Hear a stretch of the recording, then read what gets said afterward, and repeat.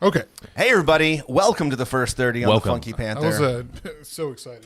We got started a little bit late because we're talking about Panther City Lacrosse Club, which we will continue to talk about. Sorry, everyone. But first, I want to introduce everyone to our guest. We have got Colt Power here from Power Biopharms. I thought you were pointing at me. What? No, why would I do that? Why would I do that? I don't know. You want to say hey? Hi. Howdy, everyone. Happy to be here.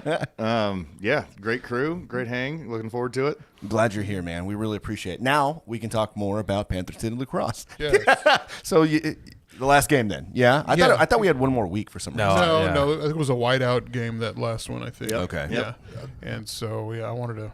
I've been wanting to go for a couple weeks, but especially since they're affiliated with Dallas Wings, and so Zach. I've ran into Zach Bunsick, one of the assistant coaches. Yeah, he just got named as assistant coach. Yeah, for the Wings. Shout out to them. Good draft last night. Should have gotten Angel Reese, but this is no big deal. No, still good stuff y'all did. But people don't realize how fun lacrosse is. Like when you go to a Panther City game. It's insane. The atmosphere is really cool. Whenever there's people there, that's what I'm saying, then there needs to be more people. Yeah. And maybe next season, we'll get back with them and see if we can do a couple giveaways. Because I knew they were doing a couple on their pages. But it's I don't know, man. It's tough because you got what I try to tell people is like, look, you can go to a Stars game, right? But you're going to spend a ton of money to sit, in good seats, right? Or you can spend like a fraction of that and get the same type of action and not have to drive to Dallas. Yep.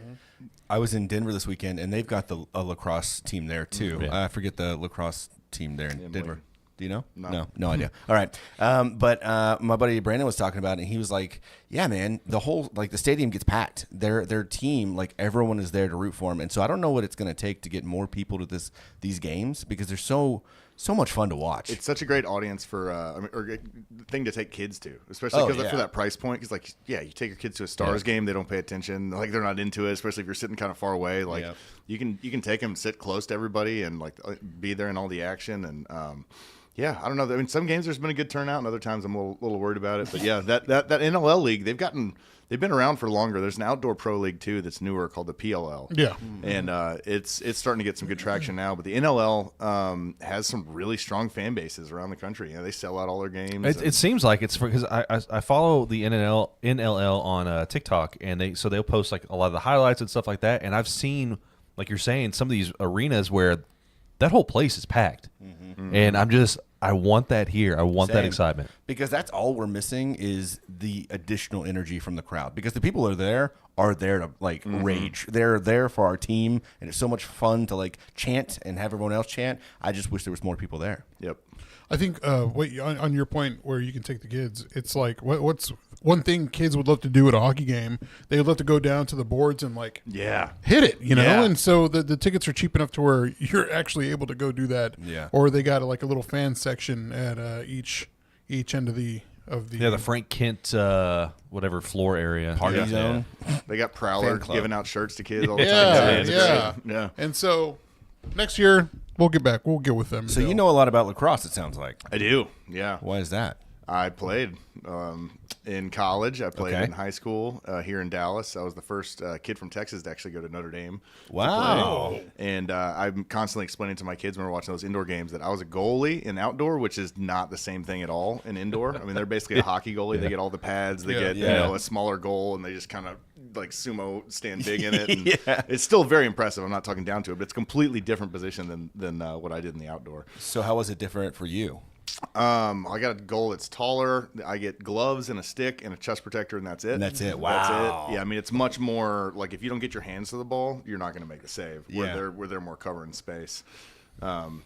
Yeah, I tuned I'm sure you into get a. pegged plenty. Yes, yeah, it hurts. It hurts pretty good. You learn to like it though. You know, as long You as saved it though. As right? long as if it hits you and goes in, that's the worst pain in the world. Yeah. So like I got scored on and it hurts. Damn. But if it hits you and you make that save, then it's all worth it, right? It's all worth it. Yep. And you wear a cup. I learned in college about a hockey goalie cup. So in high school, I played with a regular cup. And had a couple good ones in high school. Just sneakeroonies, just going. Yeah, I mean now I know it works. I got 4 kids, but I didn't know at the time. There's some pretty hard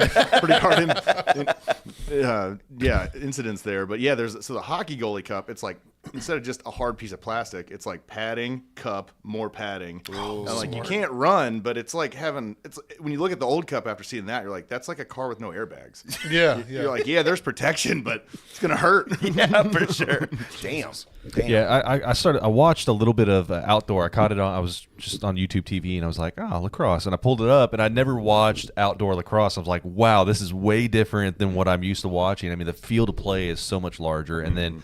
Like you said, I was surprised by the goal, and I'm looking at the guy. I was like, dude, he has nothing on, man. He's that's ballsy to be a goalie in field lacrosse. I'm telling you. So on that note, the first 30 we talk about what we got going on during the week. This weekend, what did we do? Colt, what did you do this weekend? I played a lot with the kids. My wife had a couple events to go to, and so I was just playing with the kids, taking them on walks. Playing a lot of lacrosse in the front yard with the neighbors up and down the street. Cool. Nice. And then Sunday I took my older son to the game. My daughter was going to come too, but then she had a play date, so she hung back. But yeah, went to that and just took it easy for the most part. Nice. And normally your week, how do those go? Like go into business mode, business dad, or what? How does that look? Yep. So I get up, get the kids out the door, and then go straight in, usually to Power Biopharms. And as I was chatting with y'all beforehand, as of the beginning of the year, I run Thrive Apothecary too. So I split my time between the manufacturing side and the retail side, nice. And it keeps me more than plenty busy. I can imagine. Yeah. Between the hours of 8 and about 5:30. And I could use more than that, but that's all I get right now.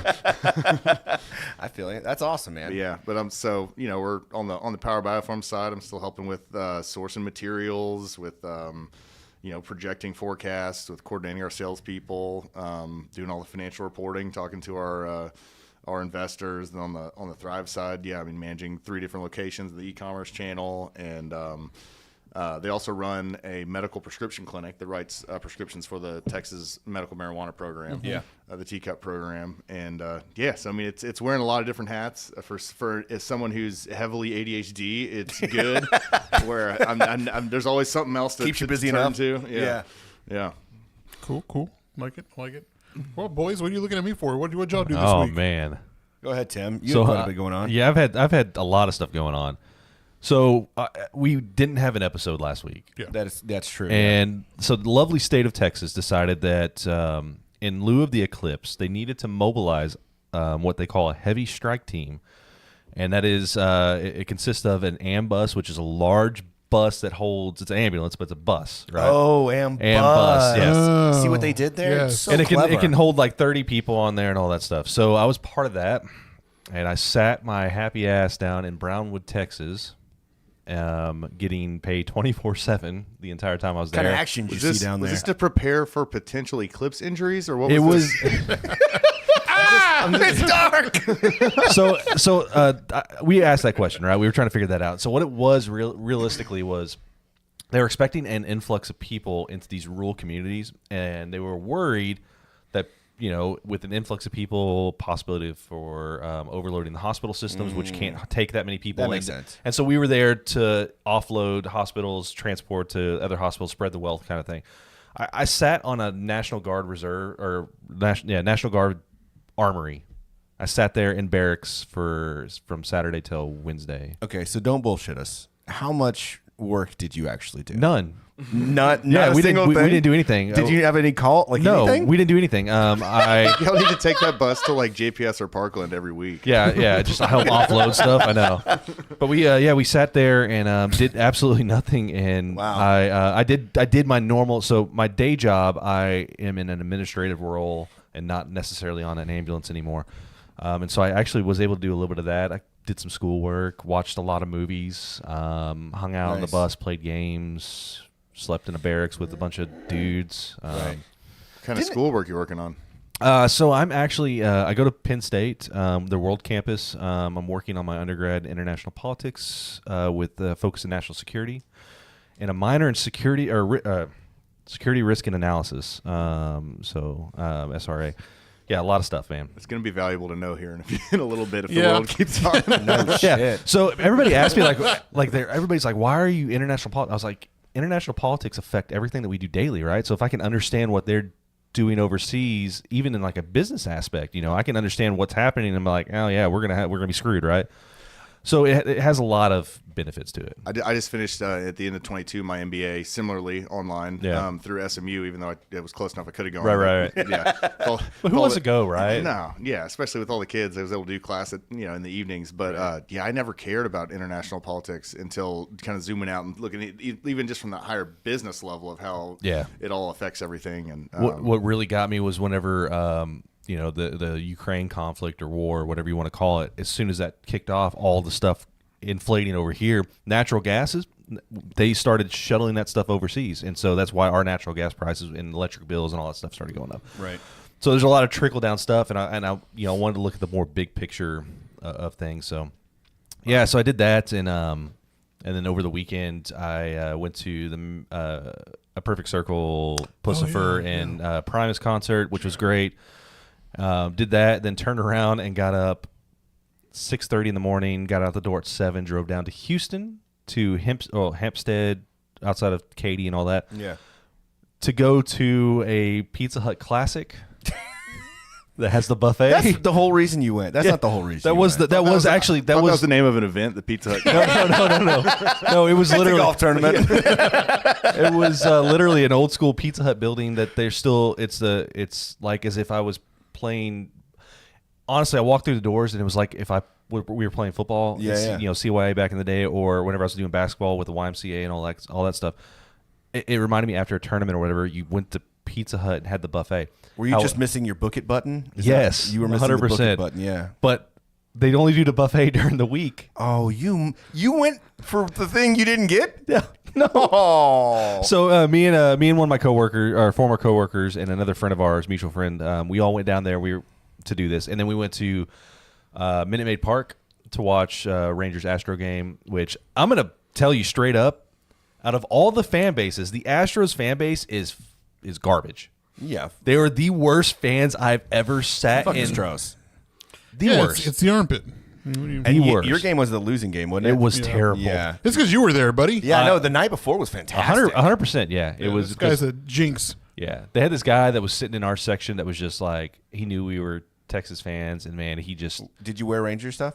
I didn't have Ranger stuff on because I don't have any Ranger stuff anymore. Sure, you do. I don't. Well, in a situation like that, you get some. I got plenty. I should have borrowed some. Come on. But the two guys I was with had Ranger stuff on. Plus, there was other people sitting around us that had Ranger stuff on. They were in those. That's why we lost. Yeah, it's because 2 out of 3 I wasn't wearing it. Yeah. I will say that it is garbage trying to go to Minute Maid Park. The parking situation is terrible, and then trying to get out of that area because it's like it's basically downtown. Yeah. And trying to get out of that area is absolutely garbage. But the stadium's really freaking cool. Is it? Yeah. So if you sit, we were sitting on first baseline, and they've got windows off the third base, and there's a train, which is weird. It has a whole story, but there's windows that look out into the city, and so it's actually a really cool. It's a cool stadium. Are you a local team fan across the board, or do you have? Teams. Yeah, I'd say across the board. Yeah, good call. I mean, I've been here my whole life too. So nice. For the most part, outside of college. So you grew up in Dallas. Yep, grew up in North Dallas. Okay, and, very cool. Yeah, did my 4 years in Indiana and came right back. Nice. You're like, I ain't going back. I'm going back, baby. I ain't just gonna. Man, that's a long time being out. I didn't realize that Notre Dame was up in Indiana. Notre Dame is in France. Far north Indiana. We're about 20 minutes from Michigan. Yeah, we get all the lake effect snow. It's just very gray, very, very cold. Yeah, no fun. But yeah, that was it was a busy weekend. I can tell you that I will never drive my truck that far ever again. It was only 4 hours. Yeah, but you know what?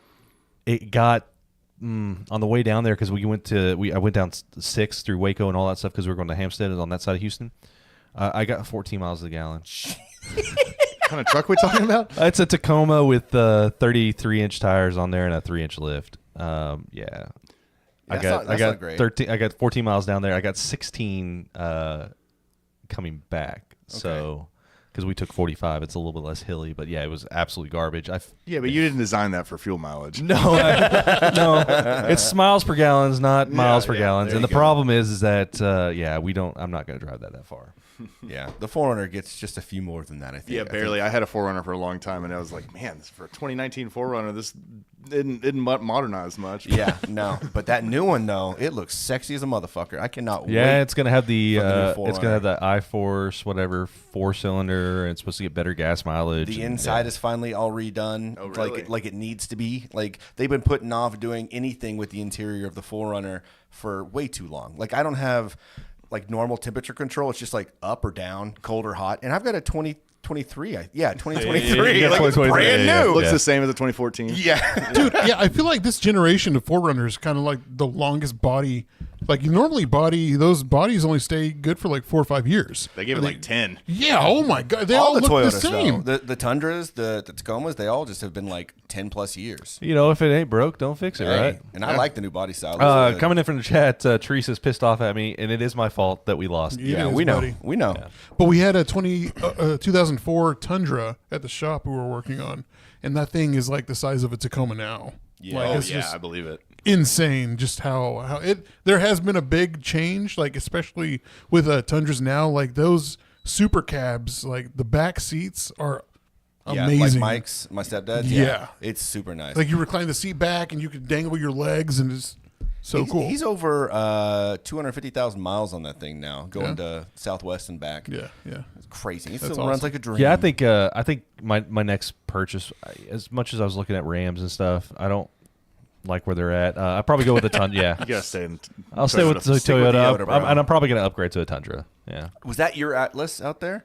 Yeah. Yeah, okay. Yeah. I like the way that those look quite a bit. Honestly, that was my wife's car, and I had the 4Runner, and then we found out we were having twins, and so we had to trade in the 4Runner for a Suburban, and I started driving the Atlas, but I've loved it. It's a fantastic nice. car. They look great. Yeah, it's super comfortable, super smooth. It's certainly not the off-road vehicle that the 4Runner was, but it's not supposed to be. So. Right. Yeah, 3 rows. Is it 3 rows? Yeah, right? 3 rows. Yeah, it's pretty sick. Like I really want to go to Big Bend with the truck, right? Yeah. But man, with how much I Just spent, one time. Before you go ahead and trade it in and do something, with how much I let's spent, take a road we trip. should. Yeah. Well, I mean, I went in my old 11 to Big Bend, and we only filled up like 3 times, but I fill up it's like 230 miles. Yeah. It's a small tank. I say small tank. It's not that small. It's just, yeah. Nice. Javier, what have you been up to? Let's see. We didn't really do nothing.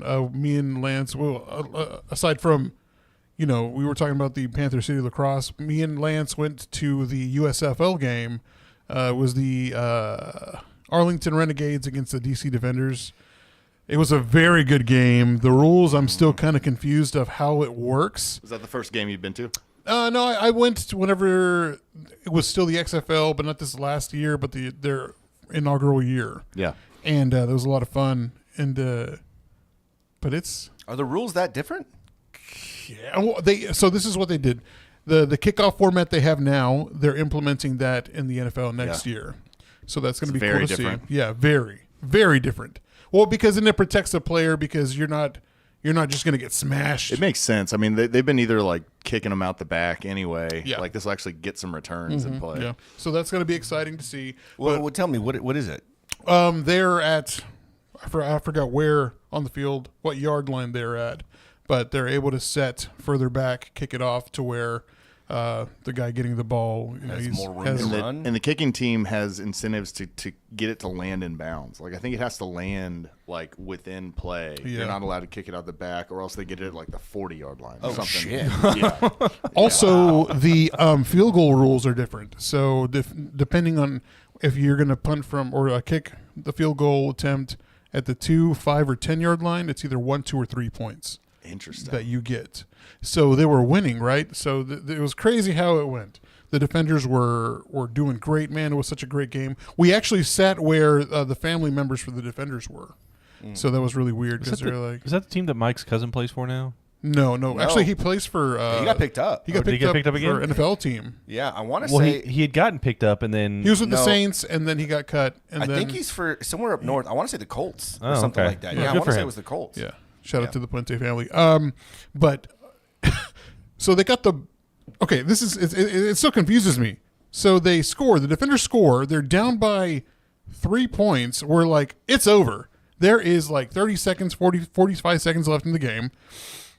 Instead of punting the ball, they give you the shot of an onside. It's not an onside kick. You have to do a. I feel like I need this music on there. Yeah. I'm not gonna. Should I do the whole thing? Just do it. And now, Action Sports with Javier. Take it away, Javier. Okay, so anyways, I was saying the USFL rules state that instead of onside kick, you have the opportunity of a fourth and 25 play. And if you make it, then you get the ball. The defenders did it, and they succeeded, got the ball, and scored a field goal. Well, I think they scored a touchdown, and they won. With like, they waited with 4 seconds left.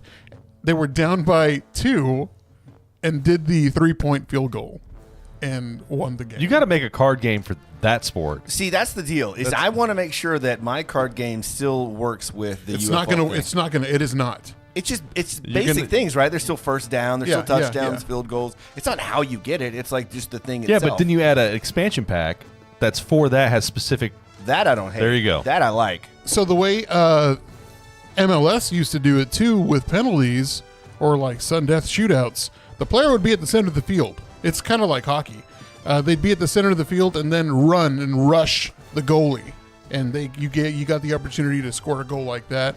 But it's still kind of weird. But I see that them do it. Hopefully the NFL implements stuff like that, which I think the reason why it's good to have the USFL or other football leagues that might come around, or they're trying new things that maybe the NFL is like, okay, let's see how this works. It's time for some more transformations, and that's going to be how it happens. That's kind of like when baseball, where they added the pitching clock, right? Yeah.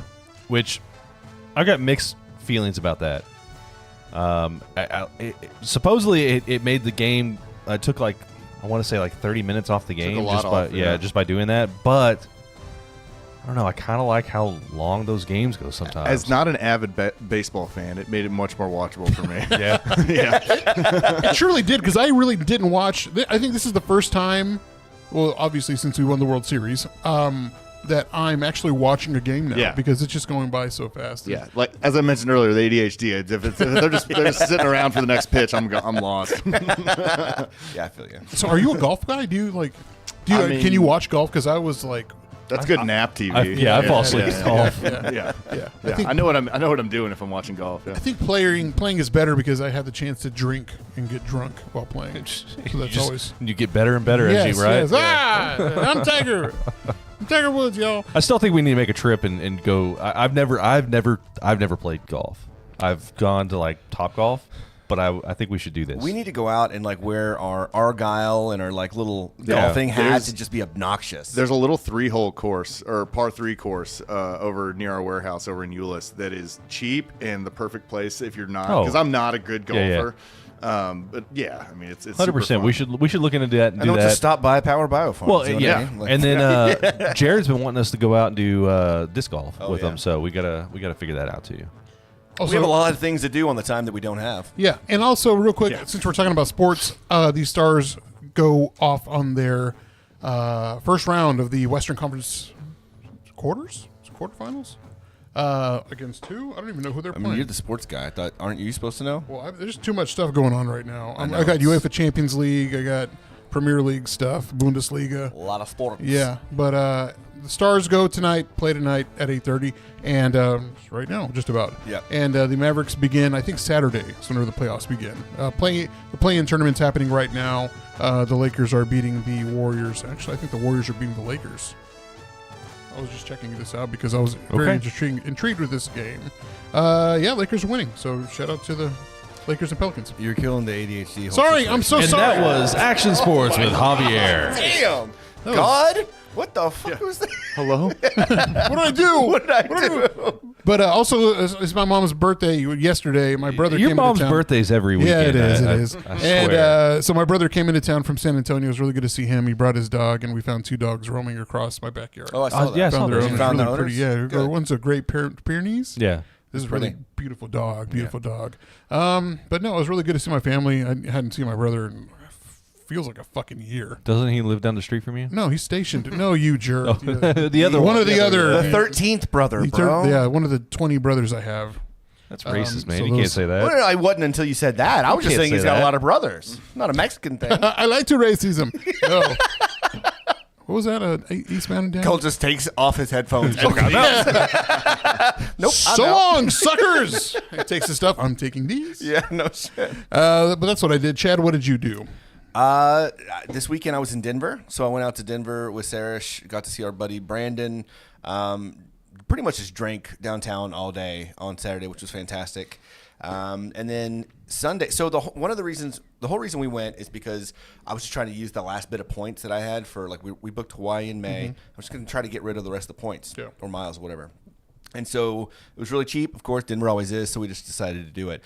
But I was so stoked to take her on the hike that I really like up in the Rockies, where it's like the Dream, Emerald, and Nymph Lake. It's like a really nice hike. It's like 3.5 miles or so. Like the whole way up is like it's all up, and the only way back is nice. But I did not realize that it was still just full of snow. Yeah, I saw that. We were walking across the lakes. Like, she didn't even get to see the lakes because we're walking across them. And so it was not the experience I had hoped for. But hey, we can say that we You were up there walked in uphill in shorts, snow for, Colt, how often do you go to Colorado?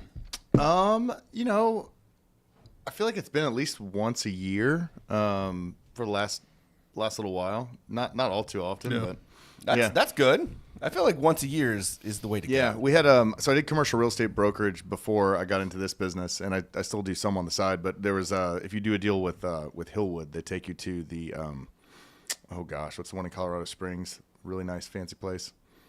I got to go to that a couple years. Okay. I'm blanking on. I've been to Colorado Springs, but I have no idea what you're talking about. Yeah, the only thing I really know is the Garden of the Garden Gods. Yeah. And then The Pikes train, Peak, yeah. the train going to Pikes Peak. I love Colorado Springs. Yeah. Colorado Springs is gorgeous. Yeah. All the Colorado. all the weed stores around, because they don't sell in Colorado Springs. It's medical only. Yeah, it is medical right. only. Yeah. But we went into one, and it was like walking into an Apple store. Yeah. It was the weirdest. It was so weird. The Broadmoor's the place where I got to go. Yeah. Okay. Broadmoor. Very cool. Okay.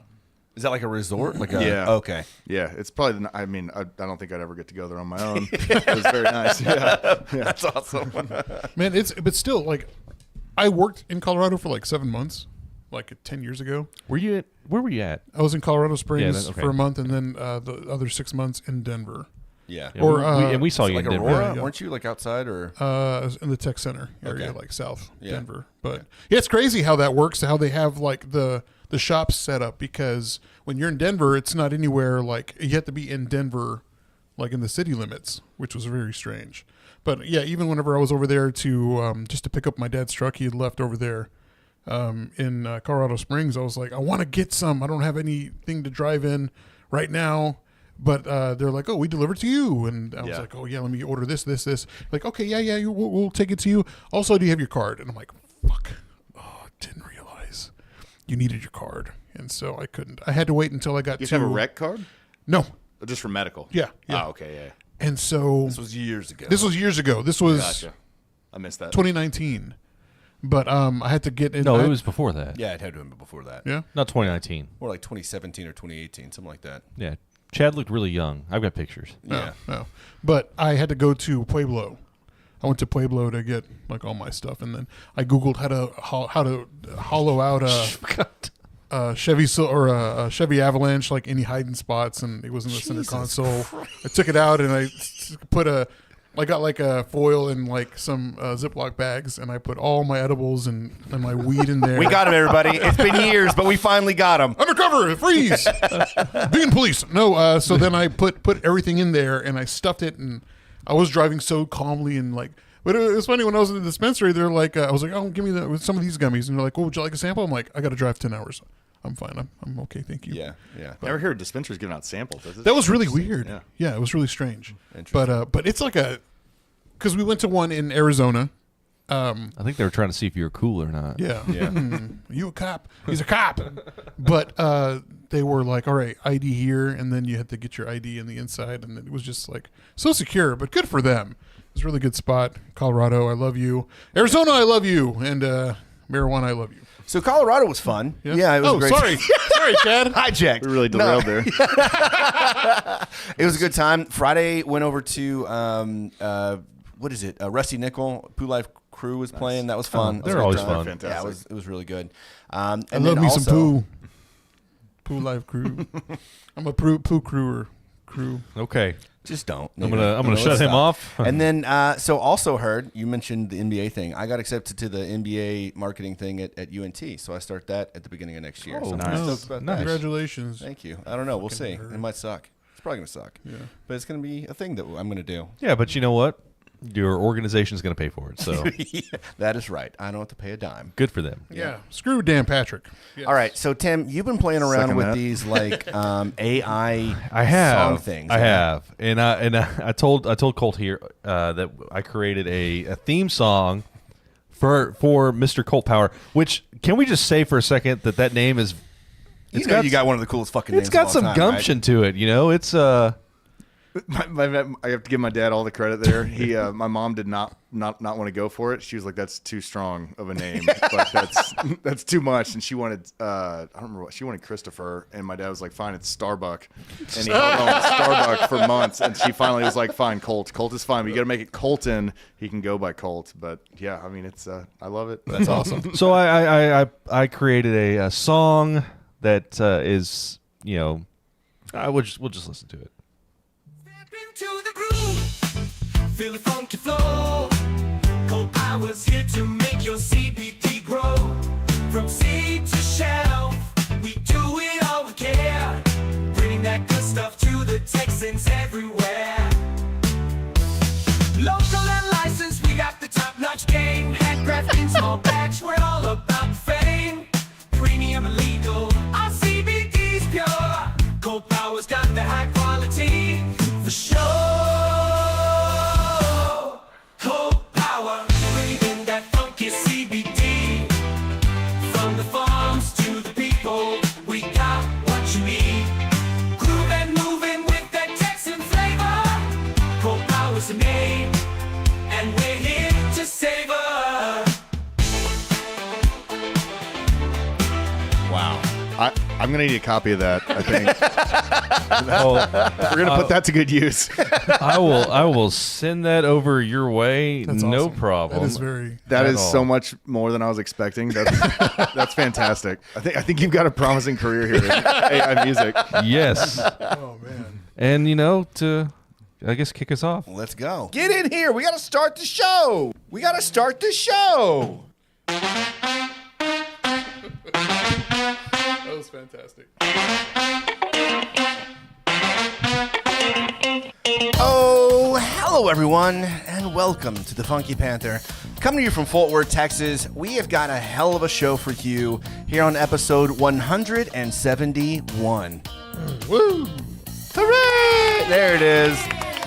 Yeah, I know. We said the last episode was 169. Guess what? We were wrong. It was 170. This is 171. Deal with it. We've got a fantastic guest with us here. We've got Colt Powers from Power Biopharm. Powers or Power? Power. Power. No Just S. Power. Yep. Okay, yeah. It's Colt Power. Colt Power. Because at first, for a second there, I was going to ask if you had any cousins named Austin, and then I just got that out. No, it's okay. Everyone always wants to put an S on it. Yeah, that's not the first. Not the Colt first. Power of Power Biopharms and so many other things. You want to say hi to everybody? Hi, thanks again for having me. This has been a lot of fun already. So glad to have you. So let's get into it. Sit back, relax, and enjoy, everybody. I'm Chad. I'm Javier. And I'm Tim. And we are The Funky Panther. Again, ladies and gentlemen, this is a live show, so if you haven't already, go ahead and back and check us out on YouTube for the first 30. It was pretty damn fun, and hopefully Tim will insert that lovely song he made for Colt. 100%. Yeah, Oh, that's so hitting the pod, too, It's hitting right? the That's pod. gonna go. Yeah, it's gonna be all out there. That's- Cold open. Man, that was. I'm with you. I was like thinking it'd be shitty, but that was really, Dude, I've been putting out nothing but bangers here lately. Okay, calmate. Here's what I want to do. I'm gonna ask you guys, how do you feel? Because we already got that thing with the Funky Panther, right? Right. So what if we just make a bunch of songs and put that on Apple Music? Listen, we already pay for it. We already pay for it. Yeah, so we already have the theme song out there. We might as well just start stacking that shit. We could create a whole album of just AI generated stuff. We just call it the TFP AI Bangers. I want to see this with a Z. It's no good unless it's got to have the Z, just like the boy has to have the I instead of right. You know. Yeah. Yeah, that was pretty funny. He's been pulling out some random ass songs and sending them in the group messages like once a day. It's I got kind of a set, and I found a cheat code, and I don't know how I did it. So you're only supposed to have 50 credits a day. Yeah. For free, and somehow I wound up with 500. Nice. Without paying. Wow. So I haven't figured that out. How many credits does the song take? Like I don't know, like 10 or 8. So you do like 50 songs a day? Is that right? Yeah, something like that. Am I doing my math right? It hasn't reset. Okay. So it's been going down. Okay. NBA my ass. I know, right? I'm an idiot. It's not until next year. I have a lot of learning to do before then. You don't. I know. You know.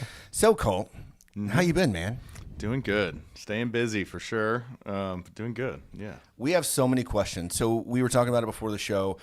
We were lucky enough to have Sage on the pod early on. He was one of our first 20, I think, episodes. Friend of the universe. Yeah. Sage. Yeah. And he got us in contact with you, which is what he does. He's just the nice guy that likes connecting people, putting like-minded people together and sometimes not like-minded just to kind of see what would work. You know what I mean? And so love that about him. Second person.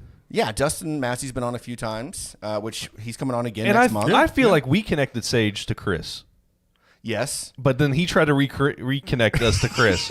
You know how good he is at making connections. Right? He does it so often he forgets. He's like, I must have already done this.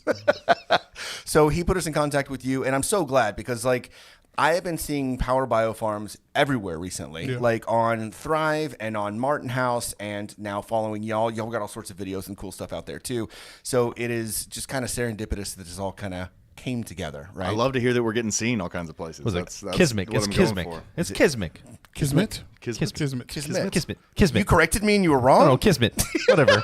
I can't speak. So, Colt, tell us a little bit about yourself, how you got into the industry. I know that you're co-founder and CEO, right? And so what got you into wanting to do this? So it started just kind of with the personal anecdote, like a lot of people, where, I had some lingering injuries from when I played lacrosse when I was younger, and I still wanted to keep working out, and I just kept, having pain or swelling. And when the CBD stores started popping up around 2018, I was like, well, I'll try this out. And I didn't really know. I was just looking for a solution, and started taking it, and my swelling in my knee went down, and I was able to keep working out. And so I was pretty intrigued, and I started to research more and learn more. And when COVID hit, I had kind of always had an entrepreneurial itch, wanted to do something a little bit different. But my career, which I built over the 10 years prior, was in commercial real estate, primarily focused on office leasing. Okay. And when COVID hit, I was like, I don't know about the outlook of office leasing right now. Might be a good time to try something different. And, it happened to be around the same time that Texas had announced they were going to allow hemp production, hemp cultivation, and extraction. And just kind of started to go down that wormhole even more. And, one thing led to another, and my wife got on board, and she's the other co-founder. And was that a hard sell, or was it she was on board? It took some time for sure. Yeah. I mean, she saw it coming. She is in the medical world as well. She's been a nurse at Parkland ever since she graduated from TCU, in their medicine ICU. And I mean, once I really showed her kind of where I thought things were headed and where we could fit in. And, I saw from pretty early on too, that CBD has such amazing qualities and benefits in its own right, but the infrastructure that it takes to make CBD, or that we were going to use to make CBD, is all the things that we would need to qualify to be a medical license holder and really pursue that route as well. So it kind of was, we can pursue this business and build the infrastructure that we can use right now that can also have us hopefully first in line to qualify for for medical marijuana whenever that program starts to expand here in the state. Yeah. And that's kind of the approach we've taken. As we've built the company. So you've thought about all of this from the beginning. You're just kind of like, how can we get the pieces in place to be prepared for the future, right? Not just one bit at a time. You're kind of looking at it holistically. Yep. I saw it as, if you zoom out to like the national level, I mean, even here within Texas, like the public sentiment of like, this should be legal. This at a bare minimum has such medicinal benefits to it. And, that was really where I was sold. Obviously, there's a lot of money to be made in rec, and nothing against like recreational consumption. But my passion and my wife's passion is in the medical side. I'd had the personal anecdote of how it benefited me. And then I've watched my dad have 20-something orthopedic surgeries. He was an athlete when he was younger. My mom has MS, and I was just like, man, there's so many people out there that are only being told about or only being prescribed classic pharmaceutical solutions or surgical interventions, and this can really help. And so I saw that it may not be this year, it may not be 3 years, it may be 5 years out, just seeing the speed of Texas. But I was like, that's where we can build all this on the CBD side, on the hemp side, and be there for when it all starts to change. And as I'm sure we'll get to talking about, the hemp side opened up way more than I ever saw, where it effectively is kind of a pseudo recreational market right now, alongside the restrictive medical program we have. I want to say like it was around 2020 when the CBD, like Thrive Apothecary pops up, and we're like, okay, we can go buy like flour, and we can buy like cones and stuff like that. I'm like, let's check this out. And then I don't think that I had ever had. Have y'all ever had CBD until around that time? So I bought. It's probably around the same time, but I found a company. It was like up in Portland or something. It's Tweedle Farms, and they were selling flour. And so I didn't want to partake in any of the weird stuff. I tried weird stuff. Well, the stuff that I wasn't for sure about. Right. No. So I actually on the edge of like drug test type situation. Right. So I actually tried some CBD wax at one point, and I was like, I had to buy a whole rig for that and everything, and I was like, oh, this is too much. And I'm gonna tell myself I've never gotten rid of it, but I had an old water pipe. Say still in tobacco use only. Right? Yeah, tobacco use only, still in my possession. And so I was like, you know what, I'm gonna kind of venture into it. I found Tweedle Farms, and they sold like I got little nugs of hemp, right? And that's whenever I first kind of started trying that, and then Thrive really started popping up here. And it's our first business model because it was such a popular thing at the time, because people were just blown away about being able to buy, what looks like marijuana flower, but it's hemp flower. When we started, we were going to be, a fully indoor farm, which was setting the groundwork for what I was talking about, pursuing kind of the medical model, because all the medical grows are all fully indoor, fully controlled. We were just going to sell eighths of hemp flower and, be relatively small, kind of craft scale, direct to consumer. And between the market shifting and us getting humbled pretty quickly on how hard it is to build a direct to consumer brand, things have changed. But that's it. I knew it was a popular thing. And for sure. The thing that I liked about it is that like I had not really done a whole lot of things. I'm whatever, but like that's me. So I remember like smoking it and then like just sitting there and feeling calm and like this is doing something. And it wasn't like a head high, or it wasn't like I didn't know what was going on or anything like that. Like high or drunk or anything like that. It was just like my body stopped vibrating. Like I felt like I was always kind of going, and it just stopped, and I was calm. I'm like, this is real. This isn't people saying that it's medicinal just so they can get high. Like this is a real thing. Yeah. On that note of just like what things that won me over. I mean, I had my personal story of where it helped me, and I started to read more, and the clinical research was starting to get there, and so I could see that the science was there. It wasn't just purely anecdotal. But then we actually we had 2 Great Danes. And our younger one got a nasal tumor, and it was terminal, and they couldn't operate. They would have had to take like half his face out. It wasn't good. Yeah. But that's when I started to have some more things at the house to experiment with, and I used some hemp flour to make some dog treats for him, because I was just so fed up with how expensive the ones being sold in the stores were. And he went from hanging his head and not wanting to eat or really get up or do anything because his tumor was hurting so much, to like playing like he was a puppy and wanting to eat his food. And I'm like, this dog has no reason to act different unless this is actually doing something. Right. Like he has no idea what I'm giving him. Right. It's either working or it's not. And that was probably more impactful than it should have been for me, but it really, really helped. I was always concerned it was a placebo effect, right? Yeah. Right. And so like, and seeing that, because I mean, I've seen like animals and stuff consume some of these CBD products and whatnot, and I'm 100% with you on that. But in my mind, I'm like, all right, I smoked this, and I actually feel kind of like slowed back down. But that entire time, until I actually witnessed it working with dogs, was that same concept of like, is this really working on me? Is this real? Like, is this actually like? And you start hearing about all the the terpenes and all that stuff that go along with different variants of strains and all that stuff. So I didn't really understand any of that. I didn't know if I really bought into that really making a difference, right? Yep. But it seems like it actually truly does. Yeah.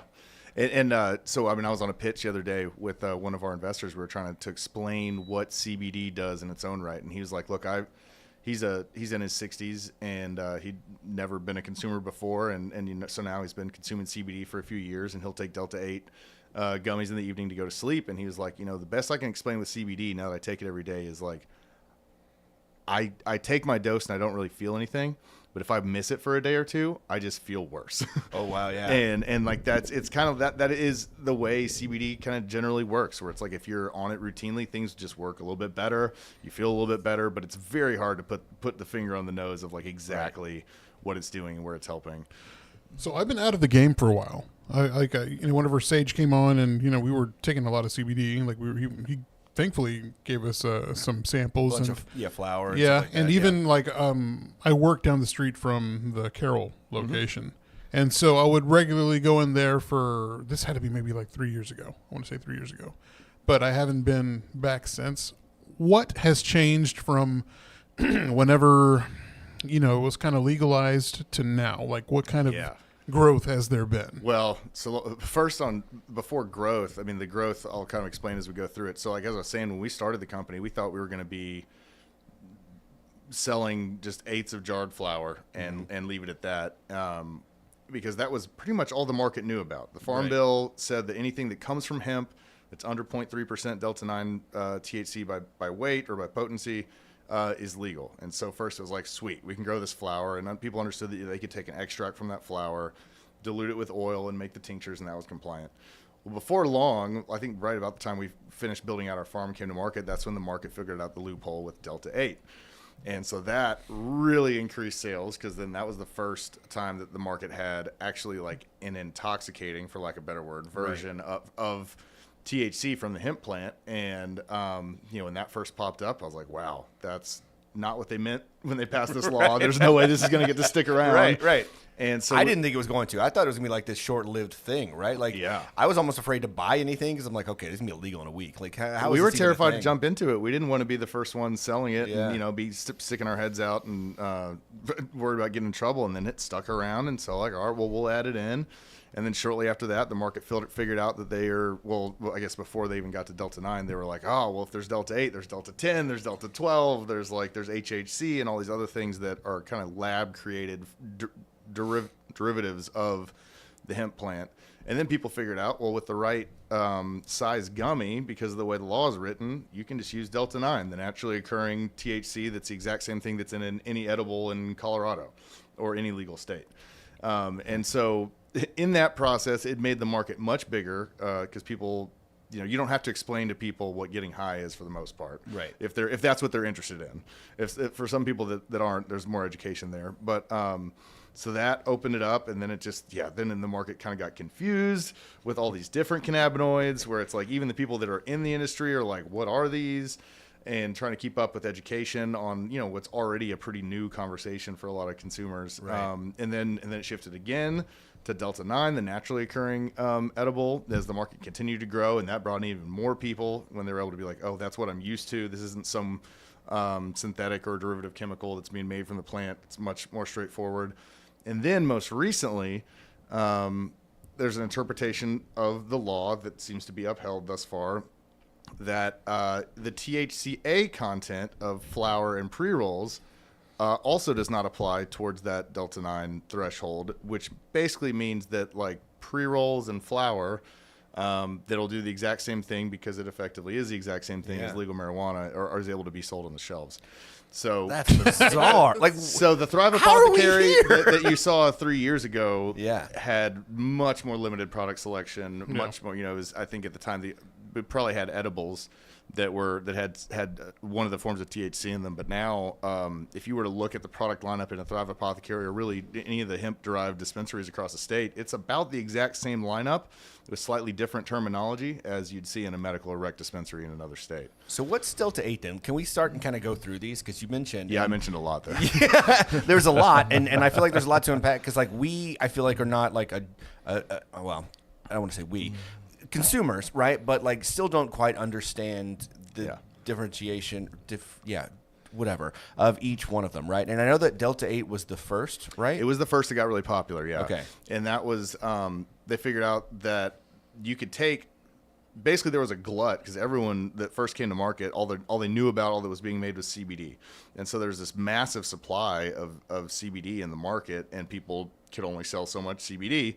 People figured out in a lab you could run it through this process and turn it into really anything you wanted. But Delta 8 works like Delta 9 in the body. It's just not quite as strong per milligram. So it's an isomer of the molecule that's slightly rotated, or a hydrogen bond is in a different place. Okay. So it's almost the same. And when it fits in the molecule in your body, it binds not quite as strong, not quite as long. And so that's why you have to eat a 25 milligram Delta 8 gummy to feel about a 10 milligram of Delta 9. Okay. It's because per milligram it's not quite as strong. But it's being converted from CBD into Delta 8, and other than that, it's just a dosage difference really. So it's not like a spray on a bud. Delta 8's interesting in that it can naturally occur, but everything in the market is being converted from CBD. Okay. Some strains can make it, but it's going to show up in a less than 0.5% threshold. I don't think anyone's ever really bred a strain for Delta 8. Got it. So it's all being created from CBD. So to your point, any flower that's Delta 8 flower, that is being added at some point to regular CBD flower. Gotcha. Yeah. Let me ask you this: I'm gonna say a string of letters and numbers, and I want to see if you actually know what I'm talking about. JWH 018. My best guess is that's some industrial hemp strain. So it was a synthetic marijuana, a synthetic opiate, or synthetic. It's synthetic K2. Weed. So that was the original K2, was JWH 018, and if you look at it as a molecule, it is extremely close to what THC looks like, and it binds very similar to Delta 9. THC to your cannabinoid receptors, right? So the DEA was like, no, you can't do that, right? It was a research chemical, so they can't do that. So what they started doing was doing these bastardizations of these chemicals, right? And so it started getting let's just move this molecule here. Let's just do this. It's still going to bind. It's going to get, but it got worse and worse and worse and worse. Yep. And so my original fear, whenever they started doing the Delta 8s and all this stuff, is my mind's going down that strain and how that was, right? Because I'll be real with you, I smoked JWH 018, and I did too. And I didn't get all it was pretty, to me, it was pretty close to smoking marijuana from whenever I was younger. I also smoked a bastardization of that and ended up tripping and having all sorts of crazy side effects of it. I had the same experience. Yeah. And it was, I think I'm able to speak honestly about it now because I think it helps point to why we should just allow marijuana and cannabis in its natural form. I was an athlete at Notre Dame, and Notre Dame went above and beyond the NCAA where they would hair test us. Sure. Oh, shit. And, I wasn't really into drugs, but occasionally people would want to smoke. But you go home in the summer and want to smoke with your friends. And, I heard out about K2, and I was like, "Oh, this is the perfect thing." And I remember the first experience I had, I was like, "Wow, this was just like when I had smoked, a couple times when I was younger, and it was pretty normal." And then the next summer, it was not at all. No, it changed, right? Yeah, and no one knows what that. No one has any chemical history or profile, safety profile on it. And it's something that we know is safe. Why are we forcing people to try these other things that are more dangerous? Well, yeah, potentially dangerous. And that's exactly what they were doing. They were because the DEA would say you can't do this. That is going to be banned, right? And so they would come and change it just enough to where it would skirt that ban. Yep. But every time they did it, they made something that was, yes, it was binding to the same receptors, and it was doing technically what it was supposed to do, right? But at a level that we didn't know and didn't understand, and you have these people acting like, zombies, and just making it different enough. Yeah, like just it was just different enough to get past Bizarre. it. And the reason that the like Delta 8 and Delta 10 in particular, I know we're able to stick around is because those do occur naturally. Right. So they didn't have to prove that this isn't some lab chemical. But there's some others that I've seen in the market that are in like the hemp derived space called like THCJD and THCP. And I don't know that those aren't just the same type thing where like this has never existed in nature. And like, I don't know. I'm really not a fan of any of the things that are not based on something that's naturally occurring. Just because, people don't know. And like THC, I think P is the one I'm thinking of. It's like 25 to 50 times stronger than THC. God. And like, that's just not like, that's not what people are educated about. They don't know what they're getting into. Like right. when they see 1 milligram of this, okay, well it's like but that's like 50 milligrams of what you are used to, and if they're buying it at a store that doesn't know what they're talking about. So coming in from the chat, we have one of our people said we loved THC 0. THC, yeah, that's one of the few. I think that's what I was talking about. Yeah. Okay, yes. Okay, yeah. So it's actually it's the letter O, not the number. Okay, not the number. okay. So that's where I got confused. But yeah, that one. The government did speak up on that one. They said they're not talking these other ones, but no more of this one. And I'm not sure exactly why, but it was very popular. I know it's because they don't want to have fun. Yeah, THCO acetate is the full name for it, and so I knew that it's banned, and we had to pull it off the shelves at all the Thrives. So y'all had some of that product. Yeah, it was pretty well spread. Okay. Yeah, wow. We didn't have a lot of it. There was a couple SKUs that had it in there, primarily in vapes. Yeah, that's where you're seeing a lot of the novel ones still stick around. No, that's what like the HHC. I've only seen it in vapes, I think. HHC is an interesting one.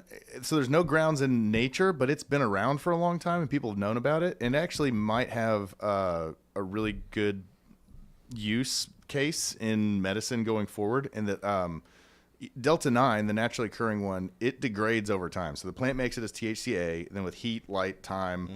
It'll turn into Delta 9 THC, and then with more heat light time, it turns into CBN, which, if you're trying to give someone a clinical dose of THC and some of it's over time converting to CBN, it's not exactly what you're trying to give them. Right. CBN's not dangerous, but it's not what you're trying to give them. HHC is they call it like the forever cannabinoid. Whatever they do to it in the process, it stays that way forever. Wow. Oh, wow. And so for like stability of a pharma grade compound, it actually is extremely useful. Yeah, that's what my girlfriend typically uses that, and she'll use it to help her sleep or whatever, and she swears by it. She absolutely loves it.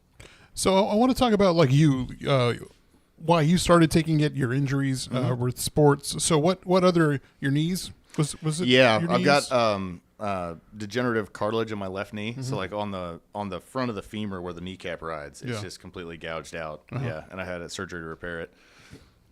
Okay, because my girlfriend has like no cartilage in her knees, and so like it's not going to get better. it's obviously it's going to have to deal with it. But like, is CBD something that would help with that pain? It helps reduce the ongoing inflammation and thus the pain. Yeah, Okay. that's what I've found. Is it like my the nature of my injury, and I'm not sure if hers is the same. Where like it never hurts when I'm doing something that is going to make it inflamed later. So I've learned now through experience what those things are. But when I routinely take CBD, I can do a lot of those activities, not all of them, and then I don't get that swelling the next day and all the pain. Because for me, all the pain is from the swelling. So what do you say to the people that are like scared, like? Well, it's just still marijuana, and it'll get you high, and it's not in the bio. I don't know what how people are. How people hear sexes are. Yeah. What can you tell somebody about the product that like have doubts or like against it? They're hard headed to where they're not going to like want to change their mind. I know it's hard to like. On the CBD side, I feel like it's pretty easy in that it's we do make products that are completely void of THC. They're made with the CBD isolate, and it's for two use cases. One, the people that are scared of THC and the plant in general, where it's a way to ease them into it and say, hey, look, take some of this every day for a week or two, and just let me know if you're feeling better or not. And if not, move on down the road. And if so, then maybe they're that much closer to seeing how the plant can help them more holistically. And then the other side too is for people that are drug tested for work or for any reason. They can still benefit from the plant without the THC.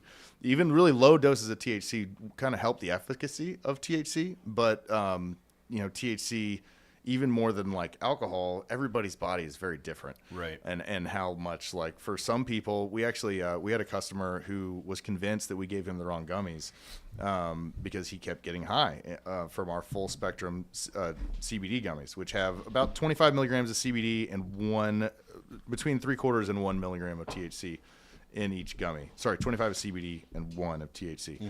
And that 1 was enough for him to actually get like a noticeable high that he did not want. So we switched him. We had him send back his gummies. We sent him to the lab, proved that they were exactly what they were supposed to be. And you just happen to be a very sensitive consumer.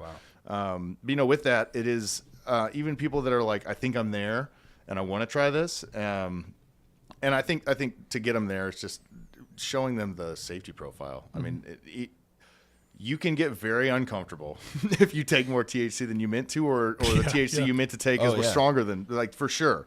And there's nothing that can, that is what it is. But it's a short amount of time, and you're gonna be okay. But I think, like, as far as like the safety profile, that's ultimately what helped people get, like, in comparison to other things that you're very comfortable taking. Tylenol, ibuprofen, like, Tylenol damages your liver if you take too much or for too long. Like, ibuprofen can give you stomach problems if you take too much or for too long.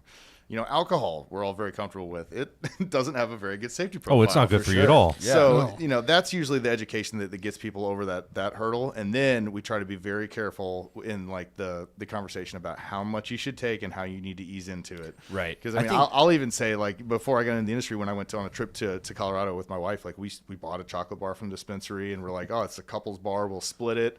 Didn't even really look at the total number. Yeah. And, I don't know if we paid for dinner or not. We just... So we went up to Colorado Springs. It's been a few years, and my girlfriend's brother went, and he decided that he was going to try some, these edibles or whatever.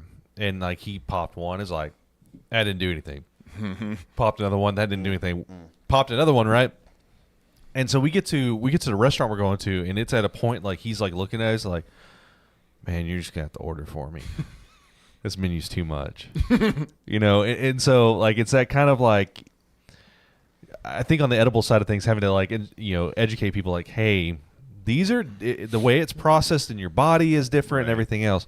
But, man, I have got so many different stories of whenever recreational marijuana kind of hit in Colorado and people started kind of getting it down here and stuff.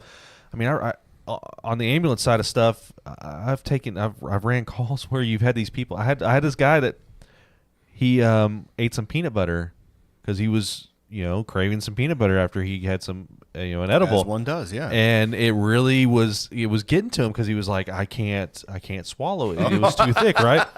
And so it was, like, really messing with him. And I literally walked up to him, met us outside the door, and he's telling us what's going on. I'm like, have you tried drinking some milk or something?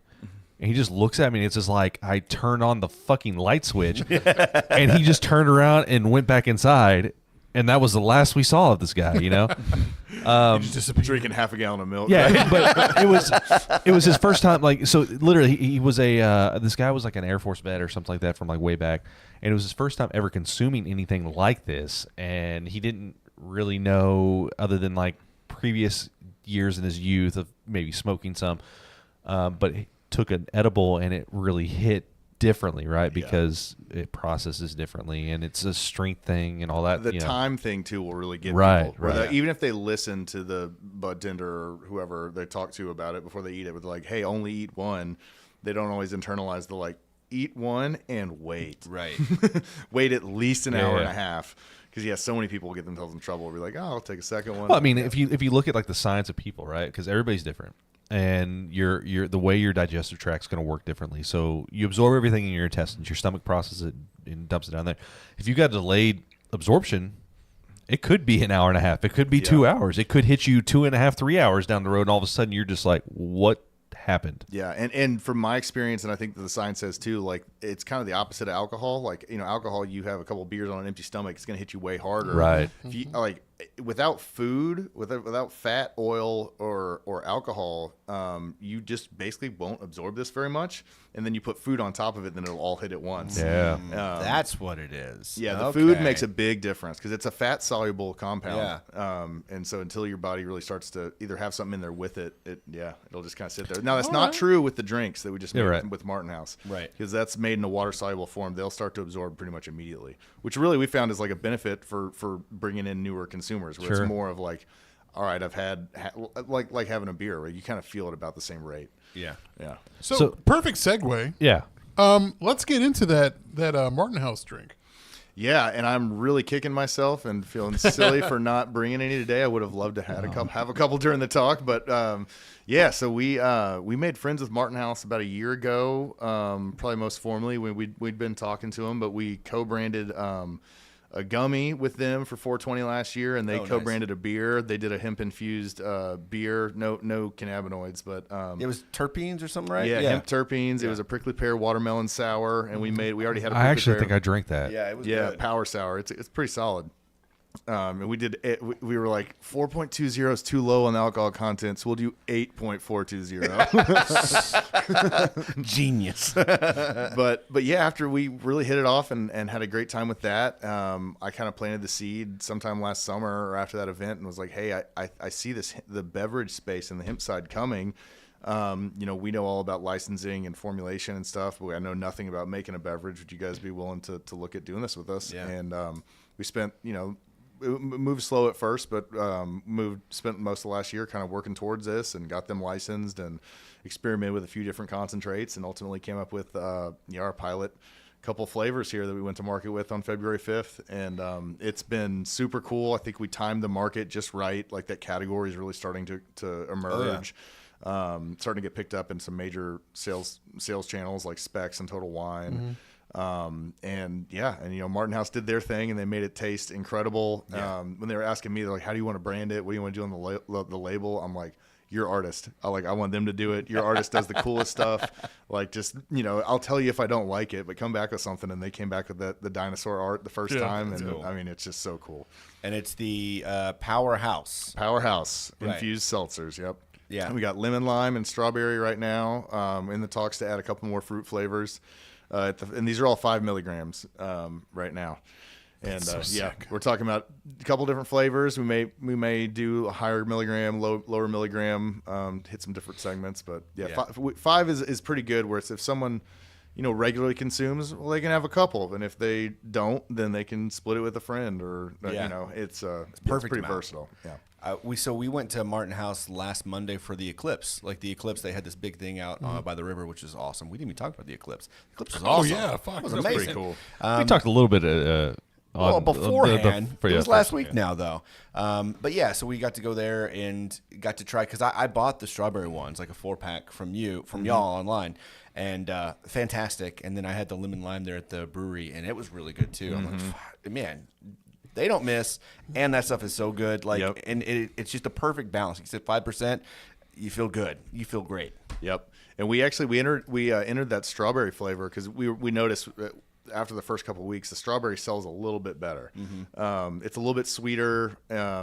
I don't know, just for different people. I personally prefer the lemon lime, but we entered that strawberry into a competition in LA that's a national hemp beverage thing, and we won. That's awesome. I think second place, or it was either second or third place. But yeah, we were pretty thrilled just to see that. Like we knew we had something, but between how the market received it and then winning that award too, we're like, okay, well, I think we really. And that was a first time entry into something like this, right? Yeah. Oh, that's. You can't wish for anything better, really. And the market, elsewhere, I would say California, Colorado, kind of already been there-ish, right? Not taken off, but it's not taken off. I think the beverage thing's really taken off now. Minnesota really has pioneered it well, where they set some laws in where they made it very clear. Like, the biggest problem with the hemp space is that they made this one rule in 2018, and then we've all been kind of operating on these loopholes without much reclarification of you can do this, you can't do this.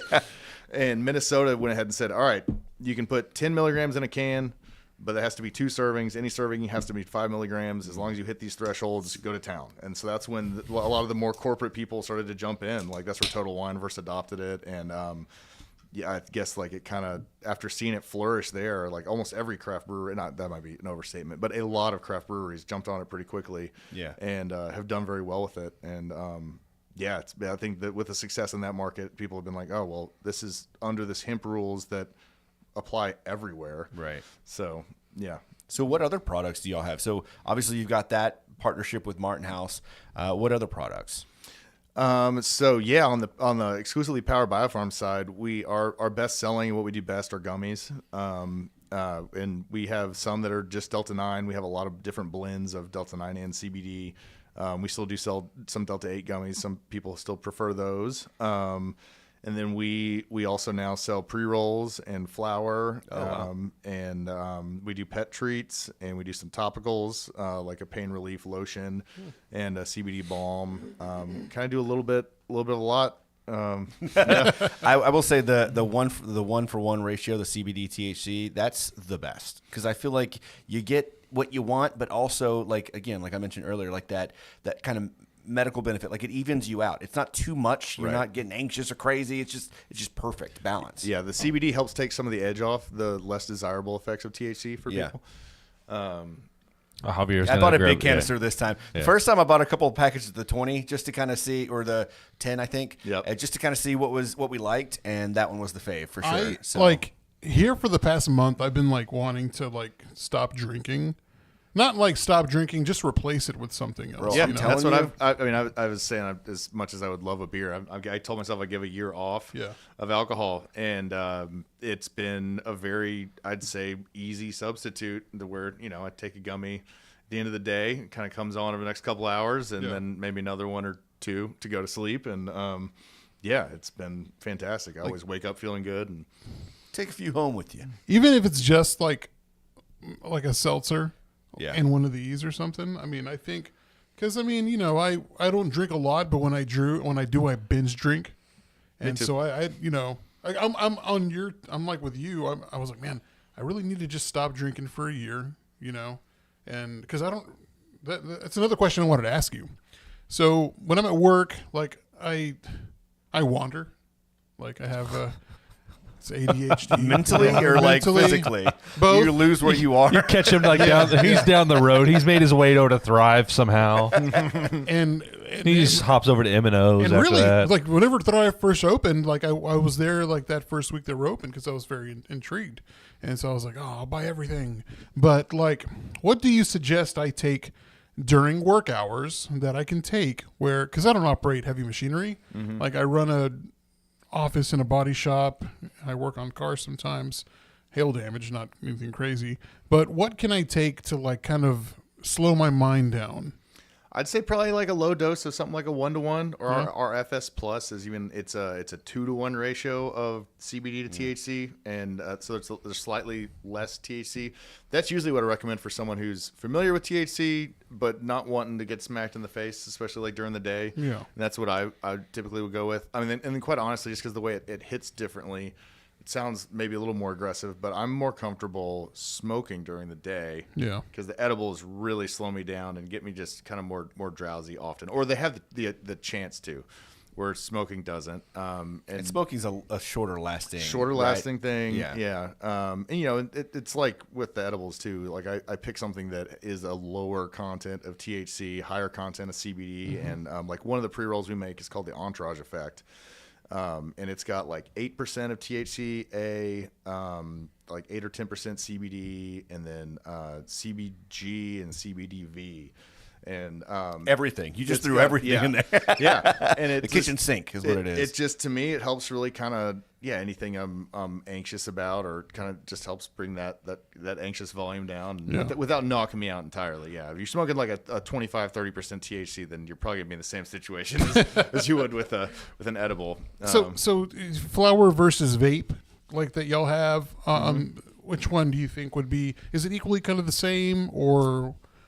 They're very similar. It's hard to explain that. Like flower is always the most full expression of it, and there's like I feel like you get the most clean feeling out of flower, but just realistically, like during the workday, it's kind of hard, and it's stinky, and like and with kids, I find myself doing more vape just for convenience and for you can go and have a quick hit and be back. And you didn't. Do y'all have vapes? They do. Yeah. Thrive does. Yeah, Okay. we don't. Thrive does. Yeah, Thrive has them. We don't make them yet. We source those. That's another fun layer of the law. Texas had a case or a law that went all the way up to the Supreme Court that said you can. The original law was from a Department of Health and Human Services, and they said, nah, we see this hemp thing happening, but there's going to be no manufacture, distribution, retail, or possession of smokable hemp products. And a whole bunch of hemp folks sued the state and said that's not okay. Like, this was made legal. You can't. I remember that. You can't take away this whole thing. Went all the way to the Supreme Court. The Supreme Court said it was unconstitutional to block the distribution, retail, and possession of it, but they could block manufacturing. And so, like, all the pre-rolls that we do, we have to do them anywhere else. We can grow the flower in our farm and we can sell the pre-rolls once they're made into a pre-roll, but we are not allowed to take flower and turn it into a pre-roll. Bullshit. So we send it up to Oklahoma. And yeah, you have to do the same thing for vapes. We just hadn't set up that supply chain yet. It's like the alcohol distribution laws for the longest time. It's like you could make it, you could send it anywhere, but you couldn't sell it yourself. You know, you couldn't have it on premises. Like, for the longest time, now we take it for granted. Now That's why the brewery tours were a thing, right? Right. Yeah, that's why the whole thing started. That's crazy. I can see it now. Hemp farm tours. We put our farm in the middle of DFW for a reason. It's just, we hadn't had the foot traffic yet, and just learning about controlling pests and different things coming in and out. You got to be careful with it, but for sure. But yeah, I mean, we want it to be something where people can come see it and see that it's not scary. And we had the opportunity with Sage whenever he was on with us that we got to go out to his farm whenever he had it here in Aledo and actually harvest some flower, which was really cool. It was a very neat experience, right? And there was a lot more to it than what I expected. Yeah, and like he did cover crops and all sorts of stuff, and it's a real art, especially like doing what he's doing in greenhouses and outdoor. Yeah, you have to work more with nature. In our indoor farm, we just exclude all nature. Yeah. We want only cannabis plants. Like, so are you running like a hydroponics type setup? It's we do a top feed. We use soil, so it's not full hydroponic. Sure. But yeah, we top feed on a regular interval, and we've experimented with a lot of different systems. That's been have you looked at the what is it with the? I mean, it's like a hydroponic system, but they have like actually fish inside the tanks and all. Yeah. Yes, we actually looked pretty seriously at that because we try to do everything as renewable, sustainable as possible, and so we reuse our soil and things like that. But we were looking at it's called aquaponics. Right. Yeah. That's what it is. And yeah. I'd heard from people that have tried it that the bud can end up tasting or smelling fishy. Oh. And that sounded horrible. That's weird. Yeah. Not okay. I was like, I'm no longer interested in that. Skunk's okay, but fish, I draw the line. I'm not a big seafood guy, so I was like, yeah, I'm out. That's not something I want in there. Yeah, I mean, there's so many different ways to I guess, lack of a better term, skin a cat, right? Right. Mm-hmm. And there's so many different techniques and stuff, and so it's always interesting to see like what other people are doing and how they're doing. And, like I said, Sage was doing the whole outdoor organic greenhouse to grow and all that stuff, and then like hearing all our indoors and doing his top feed system. I mean, it's cool. It's innovative. I was doing deep water culture when I was doing it at home. So when we first got licensed, we got licensed for my house, and I took over our media room and put a whole bunch of grow tents in there. And my wife was very patient. And, I knew it was important to use like filtered water. So I was using filtered water from the fridge and like having to carry that upstairs in these big jugs and everything. But yeah, I was doing deep water culture where it's like more traditional hydroponic, like you're imagining, where, the plants are kind of just hanging suspended over a big tub of water. And it's pretty remarkable to see like how much faster things grow through that and like a lot of benefits of it. But then I met Nick, who runs our farm now, and he humbled me early on about just there's a big difference. It's called weed for a reason. You can get it to grow, but growing good bud and like high quality on a repeatable basis is a whole nother thing. And we switched away from the more hardcore hydroponic mainly because of like just preventative risk management. There's a lot more high risk for systems failure. Sure. If you lose circulation or the water temperature gets out of hand, like you can lose everything overnight. Right. And so with soil, as we were learning how to do things on a larger, what would that be for? Without the circulation, the water won't get oxygenated, and it doesn't take long for the plants to die. Wow. Yeah. with soil, just things move a little bit slower. And so as we were expanding and going to a plant count that neither of us had ever been at before, we're like, we need as many buffers as we can get. And y'all are running continuous lighting in there, like the continuous grow light and all that stuff. Yep. Yeah. Yep. We do, our veg plants, the younger plants and the mom plants are on 18 hours of light. And then once they switch to flower, they get 12 hours of light, 12 hours of dark. That's cool. Yeah. That's really nice. Yeah. So when you were talking about, you're a regular user because of, injuries and things like that, what do you use? Like, do you use like the topical stuff? Like, I know I haven't used, I got that for I guess you threw it in there. Thank you. Or, y'all did for getting some gummies and things like that. So I haven't tried it yet, but like, what do you use? I do use that. So on a daily basis, I take a CBD oil, take it morning and night. And then I almost every evening will take a couple Delta 9 gummies to go to sleep. And then, if I've had a hard workout where either, my knee or my neck or something hurts, I use that power relief lotion. Nice. And then, more socially is that when the beverages come into effect for me. I'm just curious, like on the power relief lotion, is it strictly CBD or is it? That's actually Delta 8. Delta 8. Yeah. And so you do get some, I know absorption through the skin is not the best medium typically, but you do get some actual absorption through it in the localized area. The CBD and really any of the cannabinoids, Delta 8, Delta 9. We use Delta 8 because we don't have that potency cap that only applies to Delta 9. Right. We're able to make a stronger lotion that way. But you won't get any systemic intoxication, just a little bit more. So my shoulders won't get high? No. Okay. No. Okay, good enough. Yep, just a little bit stronger pain relief right there. Yeah, there's this, so a lot of going back in the medical industry, we used to do stuff called nitro paste, or nitroglycerin that you put on a paste, you put on the chest, and it absorbs through the skin. And if you don't have good perfusion, so blood flow in those areas, you don't get that good absorption. And the skin barrier is not really meant to absorb anything anyways. It's supposed to be a barrier. Mm-hmm. So I'm just curious, like, it's got my mind wandering, like, okay, so it's got Delta 8 in there, so is it going to absorb enough to, like, is it going to show up on a drug screen, or whatever? Oh, yeah. Javier, I need you to try this, and we're gonna run a test and see what happens. I've not tested it, but I've heard the answer is no. But I think to your point, then it's like, well, then how effective could it be if it's not actually being absorbed? Well, but I think it has some. I think it comes down to it's probably being absorbed localized, like you're saying, right? But it's probably not breaking down into what drug test looks for, which is like metabolite. Yeah, it's the metabolite of THC, so it's not actually THC itself. Well, I plan on getting a bunch of stuff because, I didn't even know that they made like dog treats or anything like that. Yep. And I want to give some to Bubba. Bubba needs some of that, yeah. He's very anxious. He licks himself all the time, and it helps a lot with that, with like arthritis. So our other Great Dane is still with us. She's 11 years old now, and I've never seen a Great Dane. That's incredibly old for a Great Dane. Yeah. Wow. Yeah, she just had a toe removed. She had cancer on her toe, but other than that, like, she's a very healthy dog, and I can't prove it, but I'm going to claim that our products are. What do you give her? What do you give her? I put oil. So we make the pet treats, and then we make an oil that's just an unflavored, unscented oil that I put it on top of her food. Okay. Yeah, and so. The thing with the treats, she's a big dog, so I wanted to give her a higher dose than having to give her quite as many treats.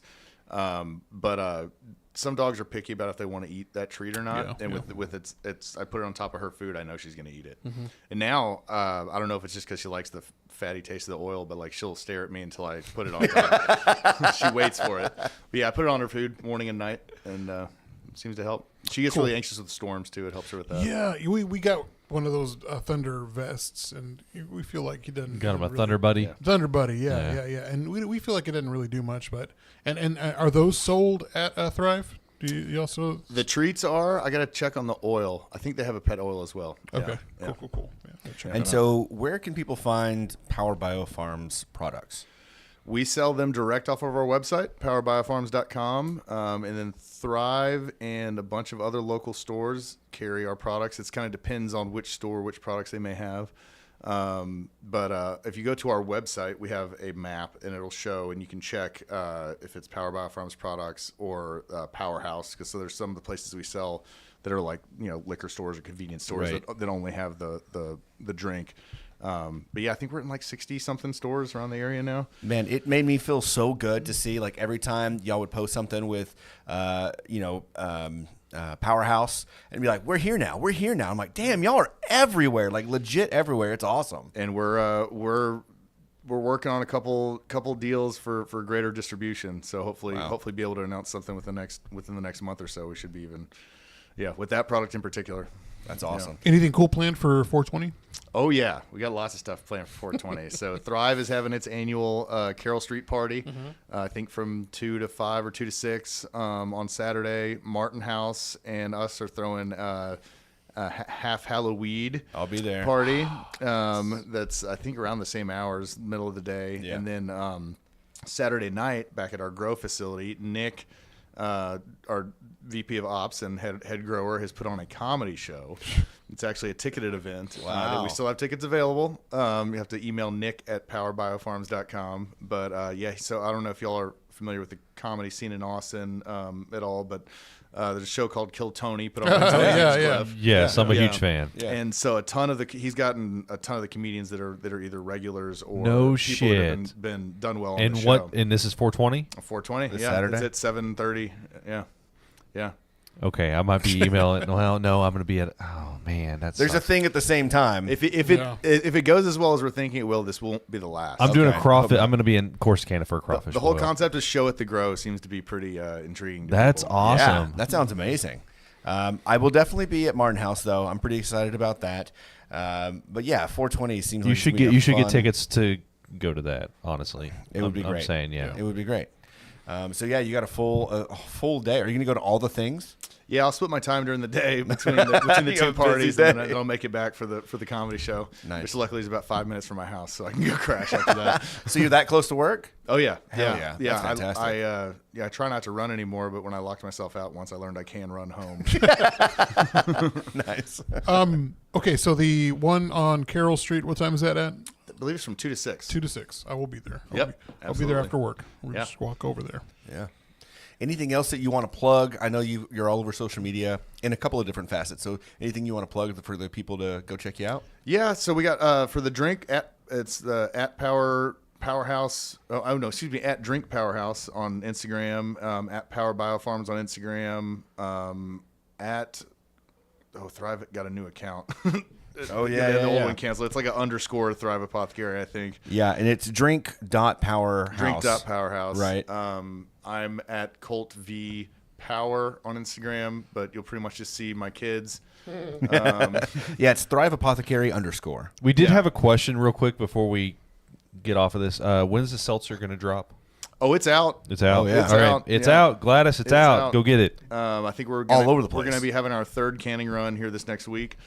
I've been doing progressively larger batches as people have been coming to get it. So. Also, sorry, go ahead. I was gonna say it's on. It's. I believe it'll still be on tap. It's been on tap in the tap room at Martin House too. Yeah, both flavors were there Monday. And I think they have them for sale for carry out there too. What's your favorite restaurant in Fort Worth? Took a weird turn. All right, let's go here. I just wanted to do a funky five. I just we hadn't done one in so long. I'm a huge fan of Tim Love's restaurants. Yeah. I think it depends on the day and the occasion, but I think it's easy for me to say Woodshed's probably in there. Okay. If you were to go like nice, I think Lonesome Dove's up there. So. They have delicious Dove's palomas. And then just right down the road from our studio, you have Gemelli. Right there. I haven't had that yet. Yes, I need to try that. I just tried Paloma Suerte I had a few weeks ago, and That I place is had good. Catarina's, which that was funny. I didn't know that you had to wear a blazer, and if you don't wear a blazer, they give you a ridiculous blazer to wear. What's ridiculous about it? I mean, they must have given me like a 6X plaid blazer. So people know this guy didn't bring his fucking blazer. They shame you for not wearing I don't think we should do a blazer. full Funky Five, but I think we should. You want to do a full Funky Let's Five? do a full funky five. Well, hold on. Okay. Was the whole phone thing still real? Is that like you can't have your phone inside? Yeah, and I didn't know everything? about that either. Honestly, I wish more places would do that. I thought it was Yeah. fantastic. Did they go like this? No, put your phone away. I did see a brewery at one point that had glasses made to where you had to put your phone underneath it in order for the glass to sit. Interesting. What? So you didn't have your phone out. So like you put it out and for you to sit the cup down on the table. Oh, so I guess it like It had gets it on a- the edge or something. It had a cutout basically. So if Interesting. you removed your phone, it would fall. So That's a cool concept. I love the idea of forcing people to get off their phones. It's just Yeah. our default socially. Yeah, agreed. It's like what Tyler, the creator, said during Coachella. Had billboards said, I'd really love to see your face instead of the glares of your screens. So it was, but yeah. So would that count as a date night option too? Like, do you pick a Tim Love restaurant. Yeah. That was actually when we went to Katarina's. It was we went to go see the Green River Ordinance concert at Tannehill's, and had a little date night over there. Tannehill's also great. Tannehill's is fantastic, and the food there is actually really good. Another too. Tim Love institution now. Just pumping Tim Love. It's actually one of the best sounding venues other than Tulips, I think, in our area. Yeah, so. Absolutely. We saw Ludacris over there. All right, so we're gonna really pump this out fast. Let's pump it out, baby. Yeah, pump this out we fast. are at our hour. We got to wrap this up. And I've already got a song lined up to send us out. Okay. Thanks to AI. yeah. Okay. All right, so you want to... Dude, I'm not So we already did restaurant. That's okay, what I'm restaurant. you not do the about. good thing about the movies. So I do will. the movies. Okay, we jumping straight to that? No. No. What is your favorite? What was the other one? There was. It's been so long. It's been since so we've done long this. since we've done these. Yeah. What's your favorite? Do you listen to podcasts or anything like that? I do. Yeah. Is it like grow podcasts or business podcasts? Like, what's your favorite type and favorite podcast? A lot of. I mean, I listen to Joe Rogan. I listen to several from Your Mom's House Studios. Oh, yeah. Love Yeah. all the comedy stuff there. I usually watch it on YouTube instead of listening to it, but Kill Tony every week Same. with my wife, and then. I listen to Breaking Points to get my international news fix. And then Jordan Peterson, I like his stuff too. He was Very just in cool. town yesterday. Right? I'm just...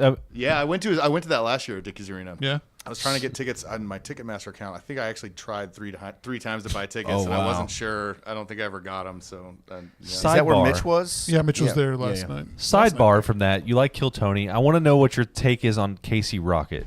So I love Casey Rocket. Me too. He was one of the first people I got to meet from Kill Tony. Yeah. We went to one of his, he did a show here in Dallas and got to hang out with him afterwards. And fascinating character. Him just walking around is like, Putin's trying to get me. You know, The first time I saw him on stage in a small room, I was like, is this guy about to shoot up the place? Like, he was moving so much and just darting around. And then like you get that, like, that's just his act. So he hasn't been on. This guy hasn't been on Kill Tony. I'm going like way off here because I love comedians, but I can't think of the guy's name. But I've seen a lot of his stand up where, so the guy he was in the military. He's actually autistic and has like severe anxiety, and so if he's up public speaking, he's like twitching and everything else. Dude is hilarious. I know who you're talking about. Yeah. But they've got like him and a couple other guys that were in like the military world have their own podcasts, and their shit's hilarious too. But all right, so sorry, sidebar. No, you're off that. good. All right. So I got the other two. So the first one, I know you haven't drank in some time, but when you did, what was one of your go-to spots? Martin House. That's how we got here. Yeah. Love Martin House. Yeah, Yep. for sure. And then who is your favorite local musician? Ooh. I'm a huge, I don't know if he came up locally, but he lives here now locally. William Clark Green. From the Texas country scene. Yeah. Okay. Yeah. Nice. Big country fan? Yeah. Okay. Yeah, the Texas country in particular, not so much Nashville, but I mean, Yeah. I grew up on Pat Green and Corey Morrow, and Dude, I'm a huge fan of like Coulter Wall and all like the outlaw, like more of the outlaw stuff. Yep. I really dive into that, and then, of course, I like my Texas country too. Right. But. Yeah. Right. All right, so I'm gonna paint a picture, and Colt, I don't know how old you are, and I'm just not going to assume anything. I'm just gonna paint this picture, and I want you to think about it. Just take every word I'm saying in, okay? And then I want you to give me an answer. All right, so you are flipping through channels because we don't have TV guides or anything like that, and no Netflix, anything. You're just flipping through the channel, right? And you come across that one movie. It doesn't matter where it's at. If it's 30 minutes in, it's an hour in, 2 minutes in, whatever. You're going to stop on that movie, and you're going to watch that movie no matter what you got going on. What is that movie? Ooh, I got two that are probably equal time. Okay, in my head. go for it. Gladiator That's a good one. or Forrest Gump. Forrest Gump is a good one, too. Yeah. We all said Shawshank Redemption. Yeah. That was a consensus for us, but man, Forrest Gump is We've such had a great couple one. Forrest Gumps. We've Gladiator's a first, I think. Yeah, I don't that's think a we have first. Gladiator. Gladiator 2 comes out next year, I think. Gladiator 2? Yeah, they've already filmed it and all that stuff. So Gladiator What? 2. Yeah. Nah, Is it a remake of the same story, or is it like a? I think maybe it's a sequel. It's got to be a sequel. Gladiator Yeah, 2. I 2, mean, yeah. it's. I wonder. I know they showed like 8 minutes of it. They had like a CinemaCon last week where they were like previewing a bunch of new movies coming out, and they said that there was it looked really good. They said it looked really good, so I'm really excited. I think I still have the VHS of Gladiator. I want to thank Christy for coming in with our podcast, restaurant, a little TV. late. Christy's It's great. probably because she's taking one of these gummies and she's just a little bit slow on the draw. All right, so she still nailed it. We're Thank on you. our hour, a little bit over. I'm going to go ahead and play our outro music, which I came up with just like that because I'm so good. And here it is. Wait, hold on, wait. Are we ending it and then playing the? Oh, it's playing now, and y'all going to hear it. And Okay. just let it cook for a second. Beneath the neon lights, go power strides on the Funky Panther podcast where truth abides. Powered by Biopharms, CBD, Delta 8, Ignite. It is sales, words of feelings, it flies. Cold power, oh cold power on the Funky Panther in this vibrant hour. CBD dreams. This is so stupid. Triumphant. I told it to make it epic. With every word he shares, a vision unfolds of power Biopharms, journey breaking walls. CBD soothing embrace, Delta 8's gentle sway. In Colt's world, miracles find their way. Cold power, oh cold power on the Funky Panther. I hate you so much, Tim. I just hate and love you so much. That I like shit it. is ridiculous. I just want to say this. That sounded like something they'd play in North Korea for kids. It did sound a bit communist. yeah, it sounded very communist. I was More going, commie, less epic. I was going for the epic, and here we are. I got what he was going for. Well, Colt, thank you so much for hanging out with us tonight. This has been an absolute pleasure. Love the products. Love everything that you're doing. Cannot wait for this Saturday, 420, Martin House, Thrive. Can I of eat course, at Power Biopharms. Yeah, You're about to head home. We've already talked about where people can find you. Anything else that you want to plug before we close out tonight? I don't think so. I think just check us out. Support Thrive Apothecary. They do a great job here in Fort Worth, and All right, man. Well, thanks again. Shout out to everybody following us on all things social media at the Funky Panther. For everyone hanging out with us on YouTube, thank you so much. Subscribe to our YouTube channel. Really do us a lot of help. So, what? Gladys's dog stood at attention when we played that song. So, Well, thanks for that. Stay good, everybody. I'm Chad. I'm Javier. and I'm Tim. And we are The Funky Panther!